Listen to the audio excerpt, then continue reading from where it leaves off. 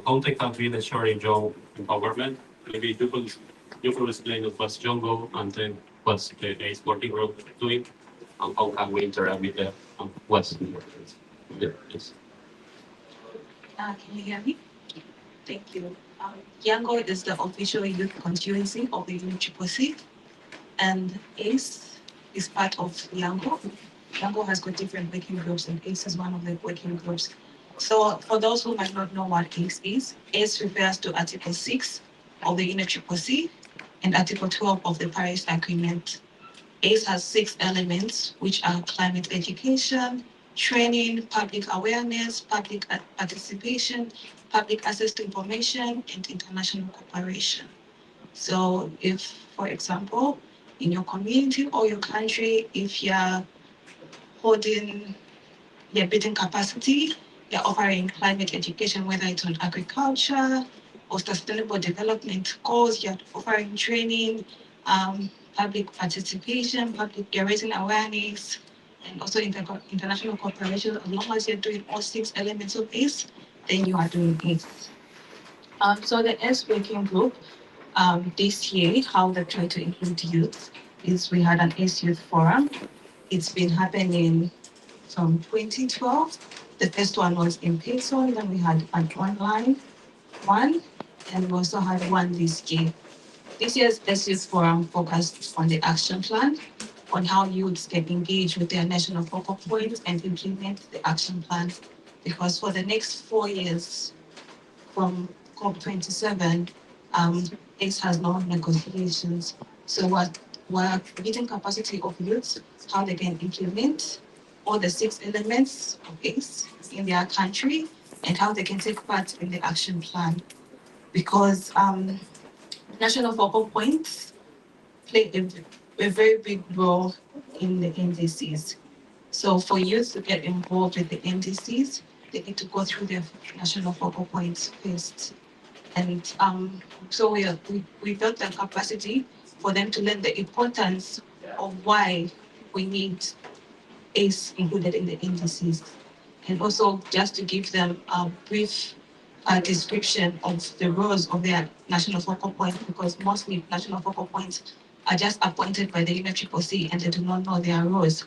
So our whole goal is for the youth to help the national focal point, to have a national ACE youth focal point, to help the national focal point, but not to replace, so that we can be able to implement the action plan that's going to happen for the 4 years. Thank you very much for your assistance and for the activities Jungle and for promoting your activities in this framework. Next, we are going to have the presentation of Professor Saiful Islam. Please. You have a presentation. Yes, I have a presentation.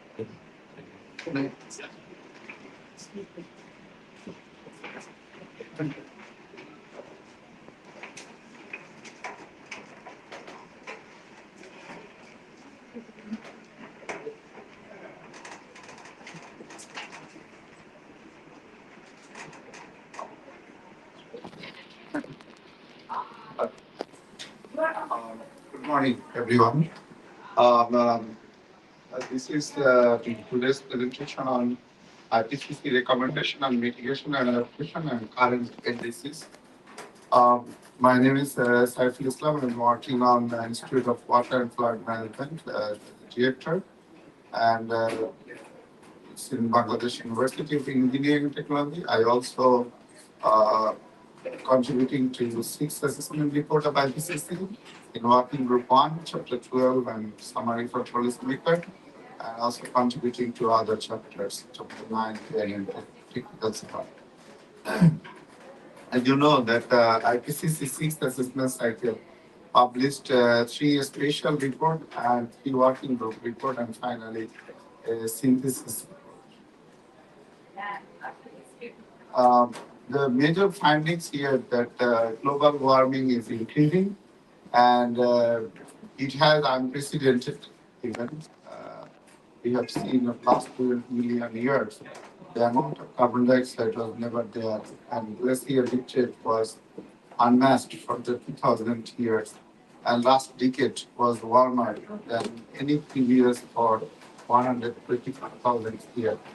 We have seen sea level rise faster than any previous century for 3,000 years. Summer Arctic ice coverage was smaller than any time in the last 1,000 years. Ocean was warming faster at any time since the last ice age, and ocean acidity and highest level of last 26,000 year. We have seen this year the global temperature has exceeded the world record. We never seen such a high temperature, even one single day. It was 2 degrees than the pre-industrial period. So, if you consider this, why it is happening, these are all human influence, one climate at a rate that is unprecedented, at least last 2,000 years. We have seen around the world, the extremes are changing, particularly heat extremes. They become more frequent and intense, heavy rainfall, drought, fire weather, ocean warming we have observed. And the IPCC report mentioned that these extremes will be likely to higher in terms of the frequency many times, and also the intensity will be increased in terms of cyclone, drought, precipitation, snow coverage, and also the temperature. And it's not only the one or two extremes. There are 31 climatic impact drivers. Majority of them are as the last assessment report we shown that many of them are going to be changed with the warming, and also we see that some of the impact driver is going to be decreased. For example, cold duration, the cold period will be decreased. So that means we are going to face many challenges in the future. And the person who born today will have in 70 by 2090 will face enormous amount of global warming depending on the scenario. So we already have is 1.1 degree warming, and we are going to face. So young and young people has lot to say now, because the future they are expecting what we are now action taking. And you see the every warming will actually spatial variability. Even Arctic and many land is warm faster than the ocean. You see that even 1.5 degree warming could have 3 degree warming in other some of the places. Already you see major cities experiences more than 2 degree warming. So precipitation and soil moisture also changes. Drought region will be more dry, and wet monsoon region will be more wet. So wet region become wetter, and soil moisture stress will put a lot of stress in the African precipitation lack regions. So it also not only human but also ecosystem, like risks on the species losses with the higher warming will be high. Human humidity leads to human health. We have seen a day on human health, and the losses will be higher in different regions. And also it impact food production. It also impact maize yield and fisheries yield, and with different regions will be impacted more with the higher warming level.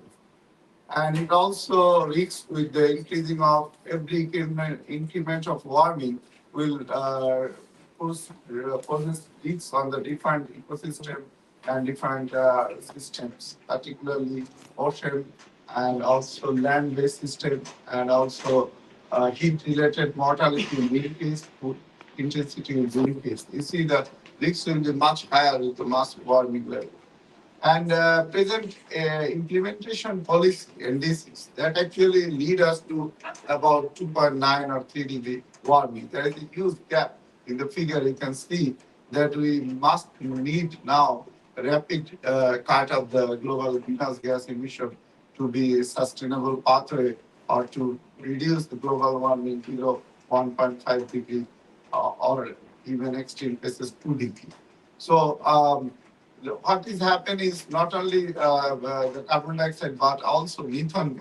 Methane emission need serious commitment, because that also increasing greenhouse gases. We also see that sustainable development goal achievement by 2030, and the pathway we are following, there the rapidly narrowing the window of opportunity. If we are limiting global warming, we have more opportunity or to sustainably develop or to achieve the goal. But if we are not limiting the warming, you see the worst scenario that will be actually leading to for this. And there are multiple options in this report. IPCC report, you can see that we can. There are options on adaptation. There is options on mitigation, and each options have also potential contribution to net zero emissions. So it's difficult to go through all the options, but there are options because sometimes we heard that how can I go there? What is the options available? But there are still options, but the commitment and others needed. So this is figure I already showed. The present committed in NDC is not enough, and we need more. Uh, so the hope is the mainstream effective equitable climate action now will reduce losses and damage for nature and people. Climate action provides co-benefit. Multiple feasible effective options are available to reduce greenhouse gas emission and adapt to human causes of climate change. The challenge is cut emission quickly, sharply, and increase the safer, sustainable one, scaling up the practice and infrastructure to enhance resilience, cut global emission by nearly half by 2030, and action required along numerous dimensions. The path forward is very clear, and the trials and tested options available now need to be designed and diverse contexts need to be scaled up and applied widely. And the fairness is one of the solutions. Those who contributed the least to the climate change are often the most vulnerable to its impact. Millions exposed to acute food insecurity, reduced water security, biggest impact parts of Africa, Asia, South and Central America, LDCs, small island and Arctic. People in highly vulnerable areas up to 15 times more likely die in flood, drought, storms compared to those resilient areas. And increased financing for actions, 3 to 6 times in current climate investment. There are enough global financing to rapidly reduce emission. Developing countries require extensive funding to meet adaptation needs. Options are available to scale up financing. And for the climate resilient pathway development, integrated measures to adapt climate change with actions to reduce emissions in a way, provide wider benefit, improving people's health and livelihood, reduce poverty and hunger, clean energy, water and air, and enables effective climate action. Political commitment is needed, inclusive governance, international cooperation, effective ecosystem stewardship, and sharing of diverse knowledges. And human factor also enable actions. We need trust, collaboration, recognition, sharing of benefits and burdens. And our choice will revert it for hundreds, even thousands of years. Thank you very much.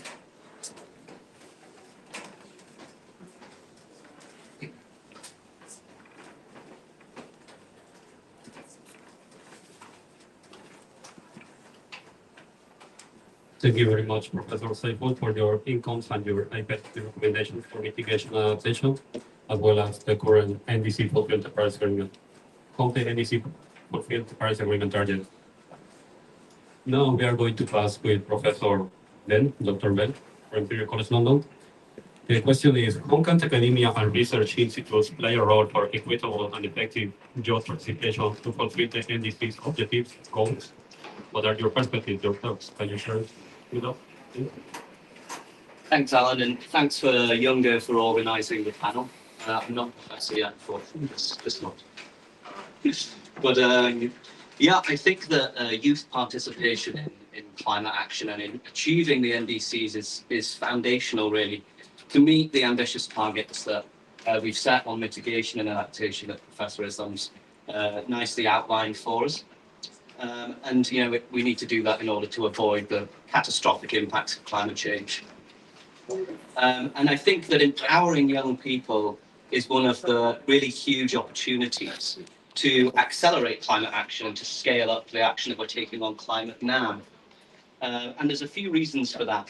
The first is that the world is a young place and the people in the world are young, especially in the global south, where the worst impacts are likely to be experienced, as Professor Islam outlined for us.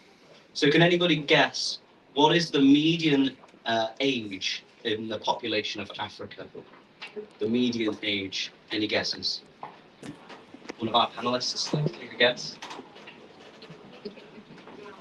70% around.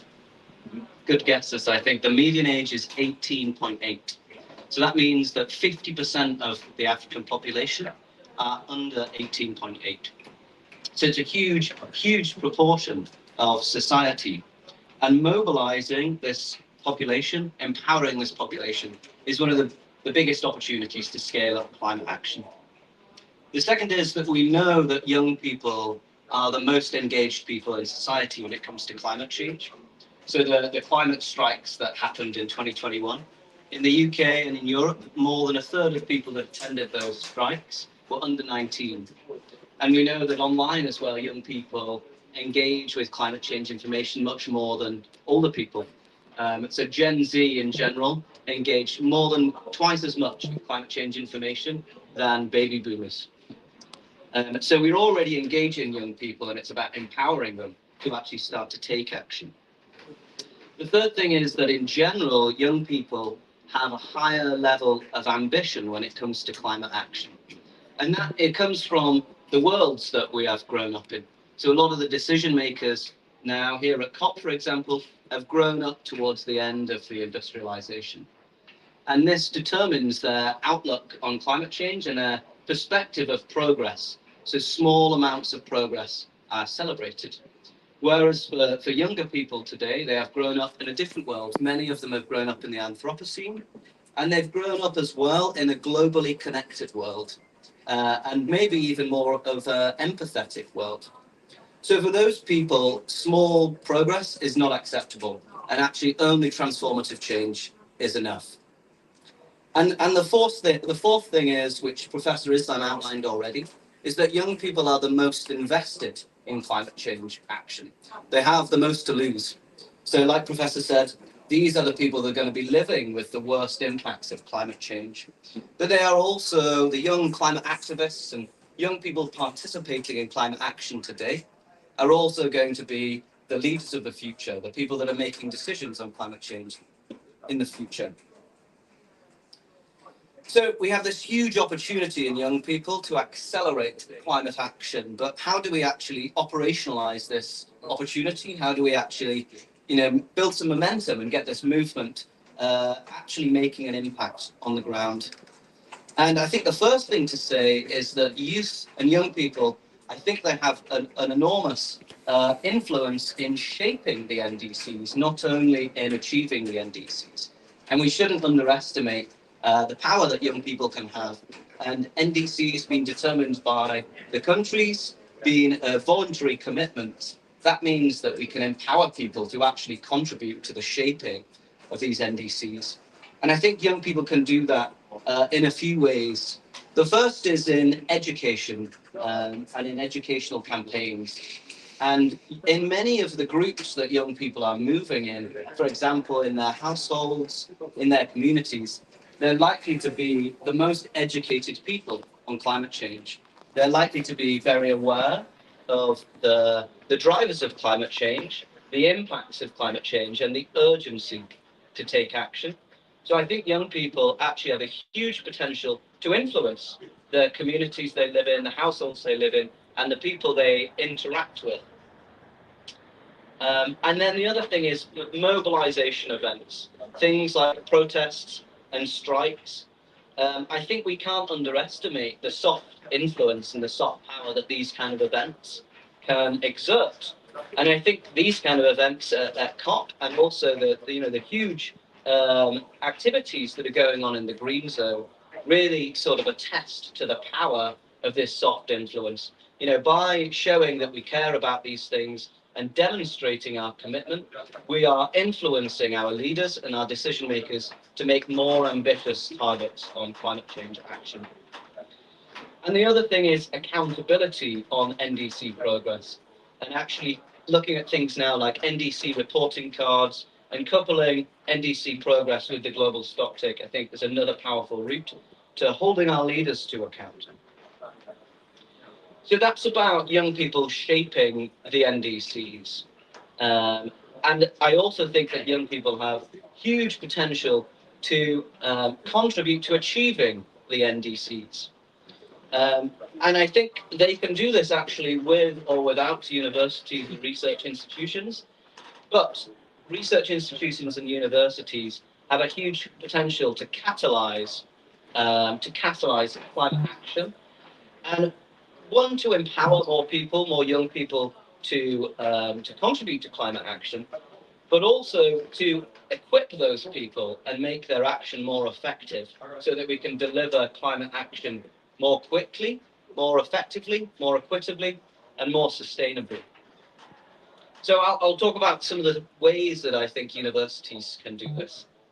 And some of them are quite obvious, I think. To start with, education. It is what universities do, right?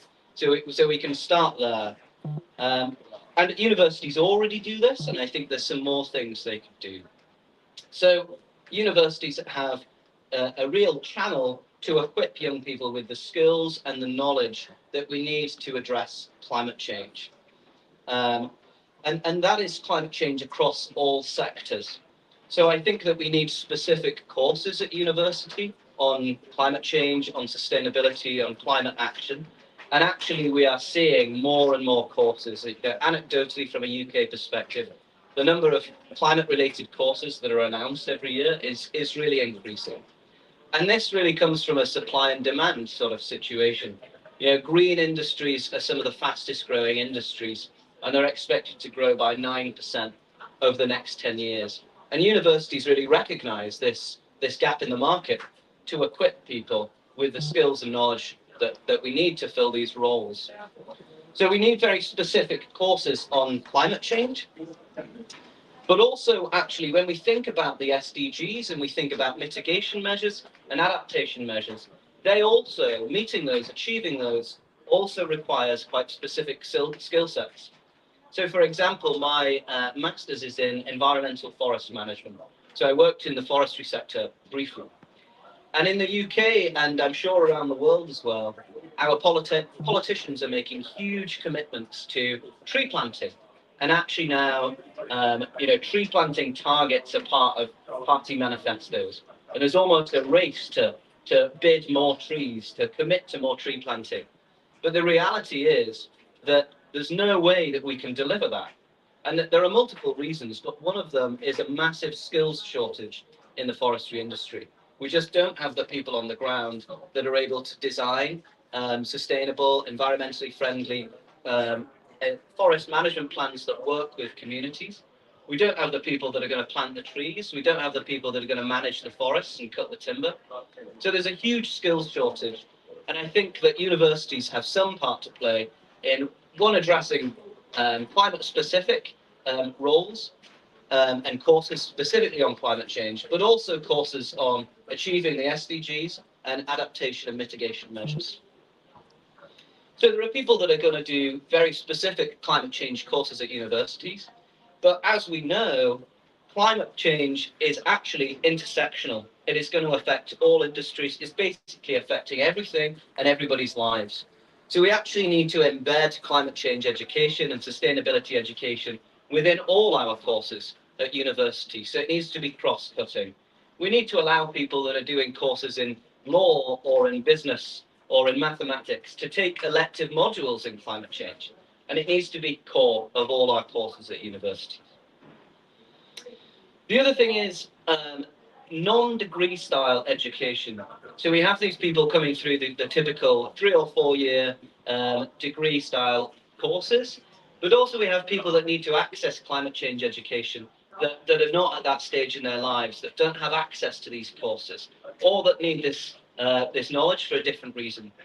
So we need to provide diplomas, part-time diplomas and online diplomas to educate people in climate change and sustainability.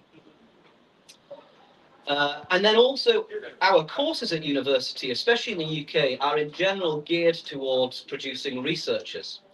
And I think this is obviously a good thing for producing researchers at university, which is the other key role of universities. But actually, we also need to equip people with the skills, experience, and the knowledge to work in other elements of climate change apart from research, whether it is in business or policy or practice. So we need to think about embedding that in the courses that we run at universities.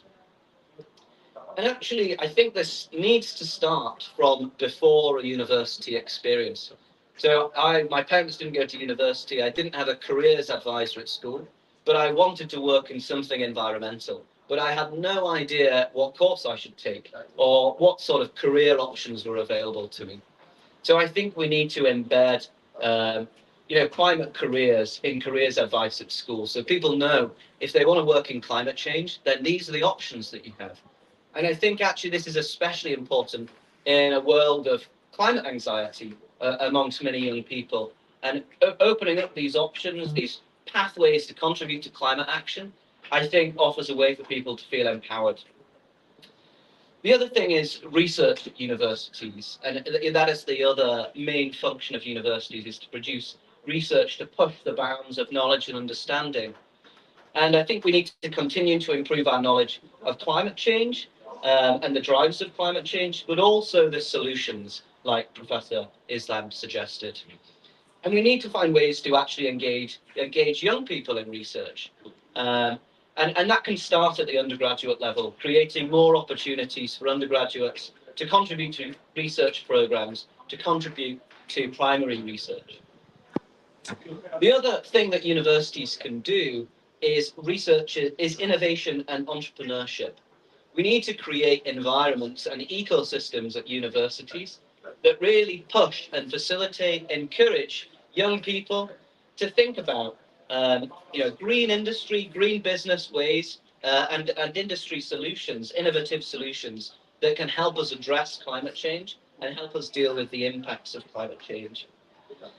And creating an ecosystem like that, universities are a great place for this to happen. Many of these innovations are happening in the university, and actually creating things like hackathons, competitions, project competitions, networking spaces, lab space, accelerator programs. This needs to be a key role of universities to accelerate and to scale up the innovations that happen there. The final thing I'll talk about is opening channels for youth to directly contribute to decision making and to policy forums. And we have a lot of young people wanting to work in climate change, but the question is who is listening? And I think that universities can be a place where we not only encourage young people to talk about climate change, but we actually listen to them and we bring them to the center of decision making. And I think we can do that by having things like youth advisory boards at universities and creating panels and discussions for young people to contribute to, and having channels for young people to contribute directly to policies at universities.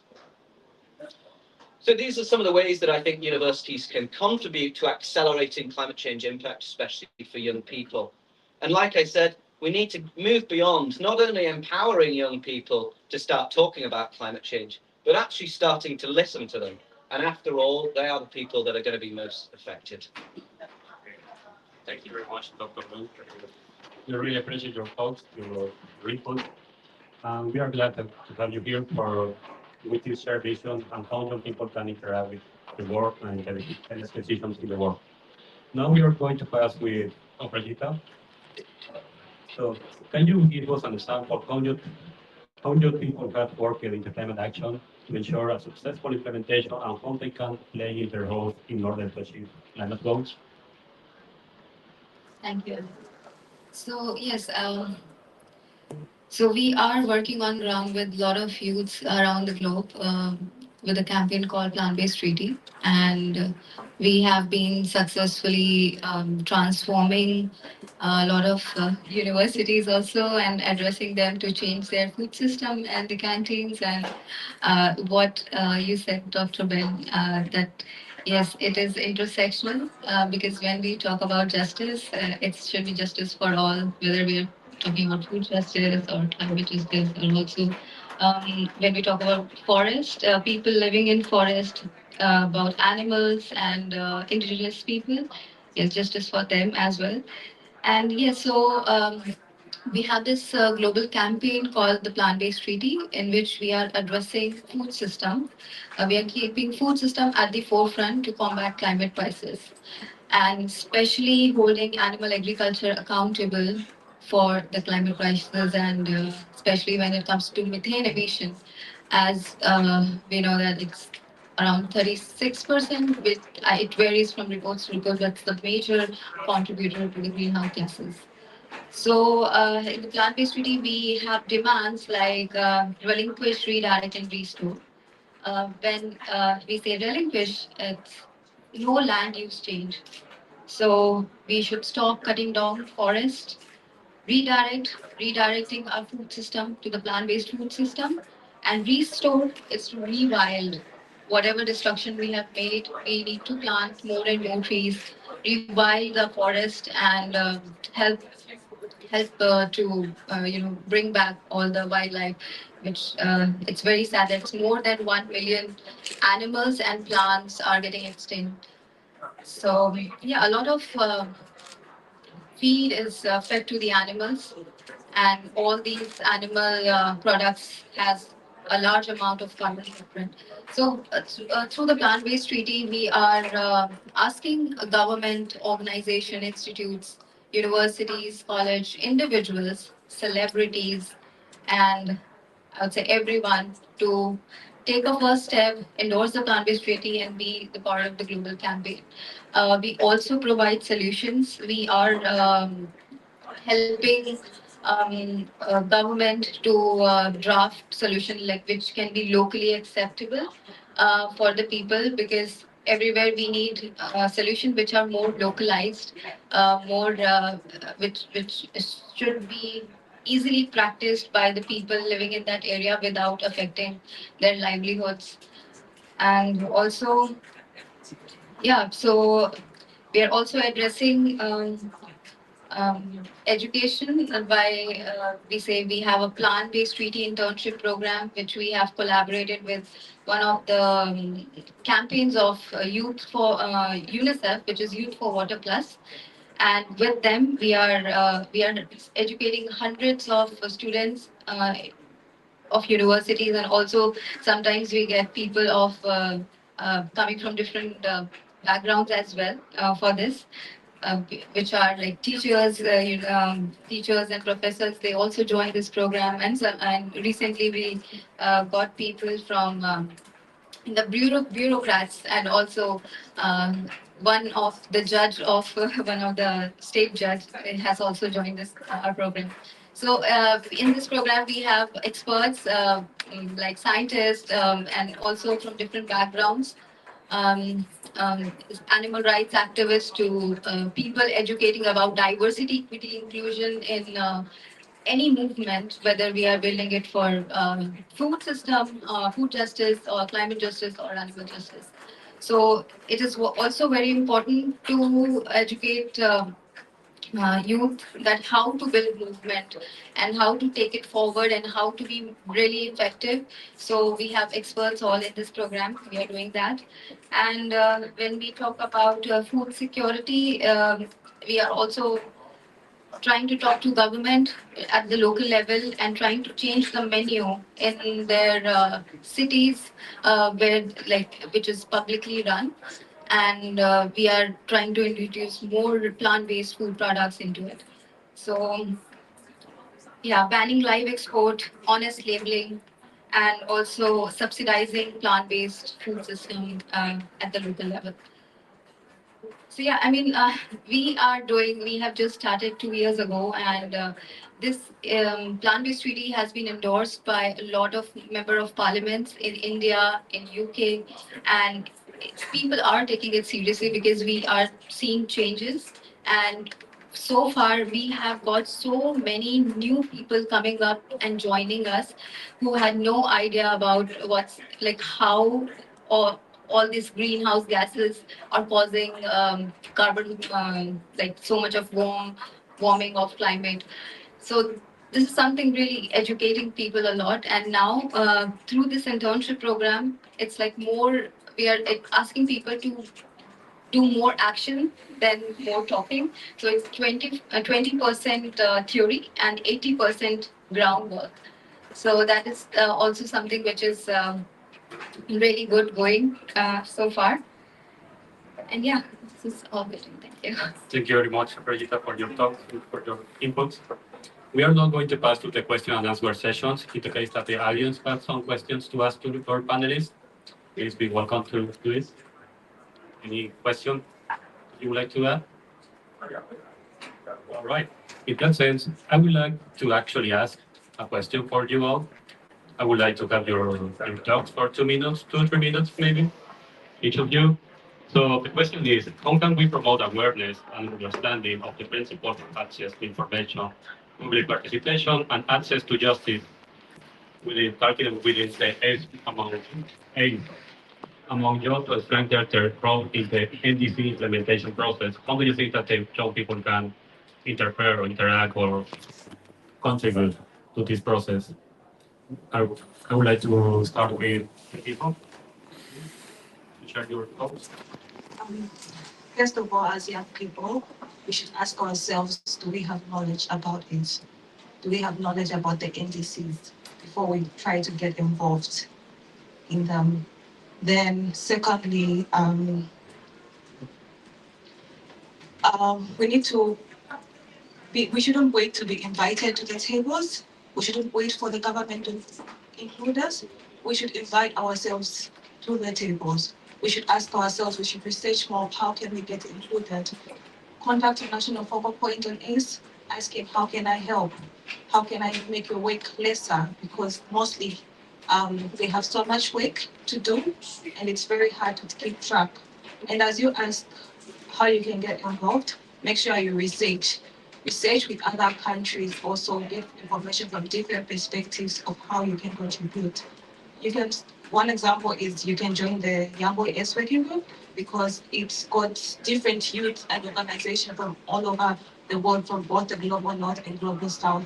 If you engage with more young people, you'll be able to get knowledge about how you can contribute.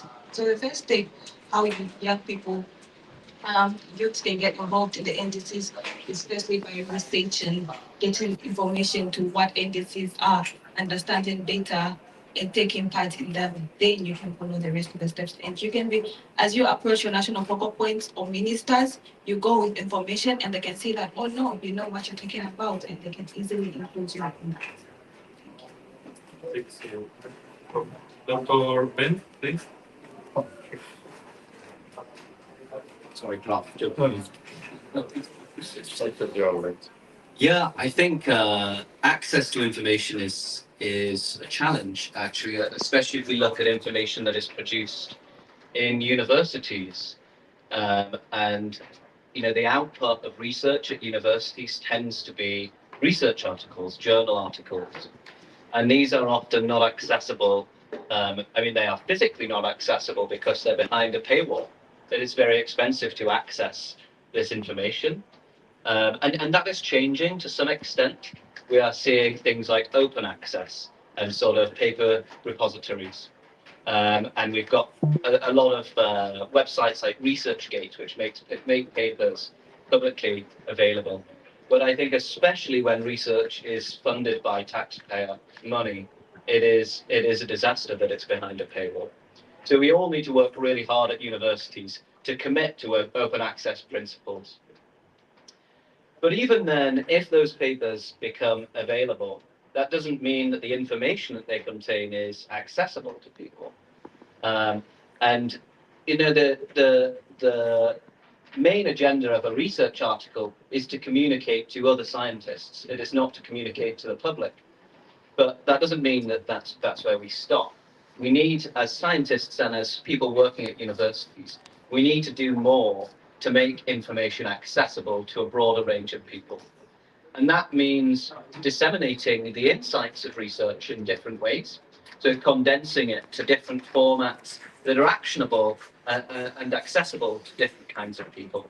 So that for some people that might look like a one page or a policy brief. but it might also be a YouTube video or it might be a workshop. We need to look at different formats to communicate the information we're producing on climate change. And the other thing is equipping people to be able to understand and use information and data. So this means upskilling people. For example, data by itself is not useful necessarily. You need to be able to analyze it and interpret it. So we need to engage more people in educating them on how to do this. I think this is especially important if we look at who are the partners in a lot of our research. And when we think about adaptation, for example, my research on flood adaptation is actually centered in sub-Saharan Africa. And I work with a lot of communities, indigenous people, local communities, local societal partners. And in those contexts, it is even more important that we are communicating the outcomes, the results, the insights of the information that we're co-producing with these people. So I think the access to information and the access to justice starts there. And it is the responsibility of the people co-producing these insights and this information to make sure that everybody has access to it. So I think that is a good starting point. Thank you very much. Completely. Now we are going to pass to Afrodita, please.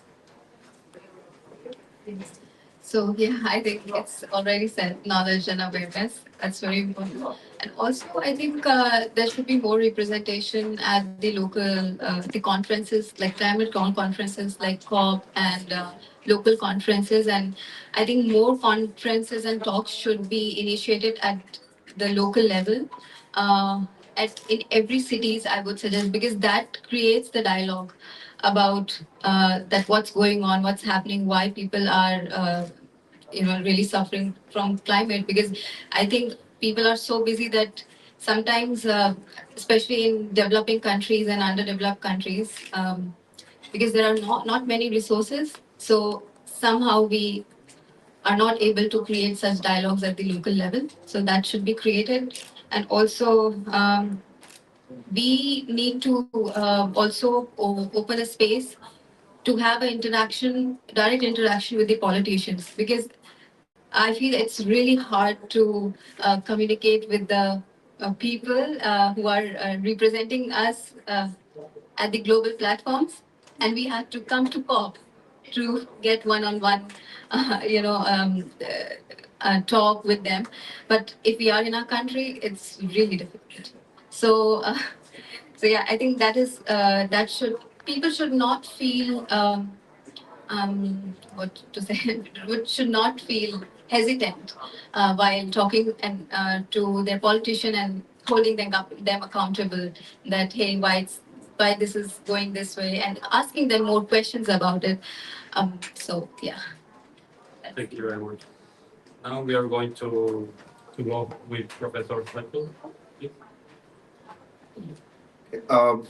I think this is very important because when you started working with IPCC report since 1990, I was not that like a professor. I was young, like those of you here, some of you. So I was a student also, and then we understand gradually that climate change is a big issue because it is going to be impact and already impacted many sectors: water, energy, agriculture, health, and many other aspects. So even disaster. So young people need awareness, but I'm very hopeful to see that last 10 years, at least a decade, young people is now very much aware. They are not involved only the computer, video games, and social media, but also they are very much aware. They actually make a drive to the senior people or to the policymakers that the world should be sustainable, livable for the next generation. So this is one role we understand that young people continuously. On the other hand, if you talk about young means diverse group, one who live in the village, also young people who study in the university, also young people, students, and also some even those who are not studying but living in the cities, also young people. And because different category, I think, has different role. That Dr. Payne already mentioned that publication, those who are students can do research, analyzing data, publication, and those are very important for even IPCC assessment. Because as you know, IPCC don't do any research, rather they assess the peer-reviewed data. So many reasons we found there is no much literature. Data is not available.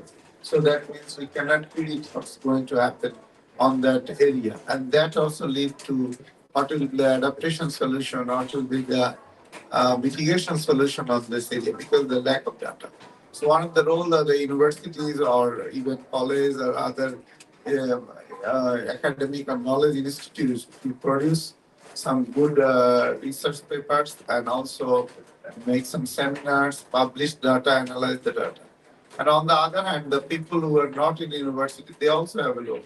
Even in general, you see the behavioral change would have reduced the greenhouse gas. And society can be more pollution free, even not only the climate change, but plastic pollution, those are huge issues.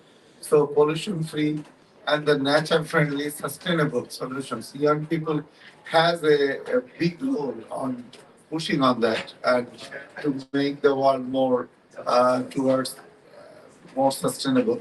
Because we see the these days people more like wanted to have a car or a good life or something, but we also at the same time development should be resilient and that should be eco-friendly. We cannot just have damage the world the way we are putting a lot of greenhouse gases. So we need to some some kind of young people has to do some sacrifice as well. And young people also led the senior people or the older generation that your action today will make us next even 100 or 1,000 years will suffer from that, will have consequences. So please be rational and make it more, I think, friendly for the next generation and livable for the next generation. And I would also say that these kind of that already mentioned that this is good venue. Not only the blue zone. I yesterday I went to the green zone. I found a lot of things with young people can learn, and from there at the very childhood they know that these are making the environment worse or that can impact the environment. So this kind of events could have happened in many reasons, not only the COP, so that young generation can be influenced and understand what is the issues. Thank you. So you all, I would just like to finish with one more question, which is an open question. So feel free to join. So the question is, how do you think that people, well, we are now that we need to encourage young people to interact and to implement new actions for this climate change problem that we have. Well, how can we actually encourage them to be part of the problem, actually of the solution? What are your thoughts? For example, we all know that sometimes it's not easy access when we want to know more about what's climate change and how we can interact. But it will be amazing if you could share your thoughts on how they can be part of this. And what's the difference when you started and what's the current situation? What areas of opportunity you see to be part of these solutions? And if you would like to ask? One word? I can say something. Well, I think first of all, there are the personal choices that we all make. We've heard about the plant-based treaty, and we need to emphasize to people that these choices made by enough people can really make a real difference. And it is easy to feel disempowered and disengaged in climate action. Climate change is such a huge problem, and people can feel very anxious in the face of climate change. But I think a way to address that anxiety is to make people feel empowered and help them know that the choices they make really do make a difference. And ultimately, it's not just the single choice itself and the impact of a single choice, for example, going to a plant-based diet. It is the influence that that choice has on your peers and on your communities. And actually, this is the only way that we can scale this up and create a movement that moves the whole global society towards making more sustainable choices. Because that starts with individuals. So I think that is a starting point. And then the other thing is something that I already mentioned is to offer people channels, routes, pathways of how they can work in climate change, work in sustainability, or how they can bring elements of climate change and sustainability into whatever work they are doing. And that's not always so obvious, I think, for young people or for older people. It's not always very obvious how you can get into a career like that. So I think we need to make sure that people understand the ways that they can, spend their work and